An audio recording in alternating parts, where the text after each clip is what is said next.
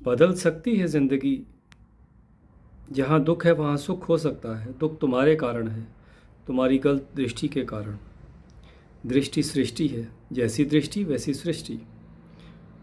उनके कदमों में एक बार सिर तो झुका। स्वीकार करो, समर्पण करो, कहीं चरण खोज लो जहाँ झुक सको। असली सवाल झुकना है। ख्याल रखना, चरण कुशल उपाय है। कहाँ झुकते हो कुछ मतलब नहीं है, झुको कहीं। बुद्धम शरणम गच्छामि चलेगा, कि महावीर के शरण में झुक जाओ चलेगा, कि कृष्ण के पैर पकड़ लो चलेगा। ये सब बहाने हैं। जिस दिन पहुँचोगे उस दिन पाओगे। चरण सब उसी के हैं। किसी के भी चरण में झुक जाओ। चरण तो निमित्त है, झुकना असली बात है। इसलिए अगर वृक्ष के सामने भी झुक गए तो भी चलेगा। वह जिसने पीपल को देवता मान लिया है और झुक जाता है तो भी चल जाता है।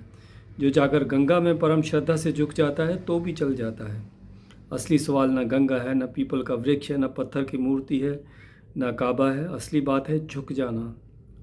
स्वीकार कर लिया, ठीक है। जैसे प्रभु ने जीवन यात्रा दी है वैसी ही शुभ है।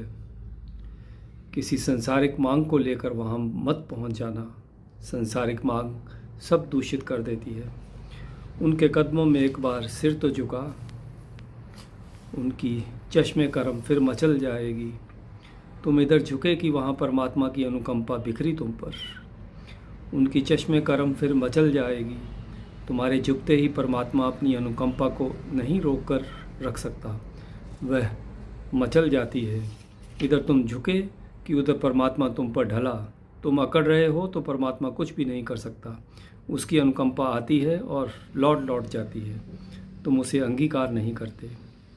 एक बार झुको तो वक्त रुक जाएगा, समय रुक जाएगा। न फिर कोई अतीत है, न फिर कोई भविष्य है। बस वर्तमान, बस वर्तमान। वर्तमान ही वर्तमान है। वक्त रुक जाएगा, जहाँ संभल जाएगी। चांदनी में घुली रात भी आएगी। धूप रंजो अलम की भी ढल जाएगी। ज़िंदगी राह गम से निकल जाएगी।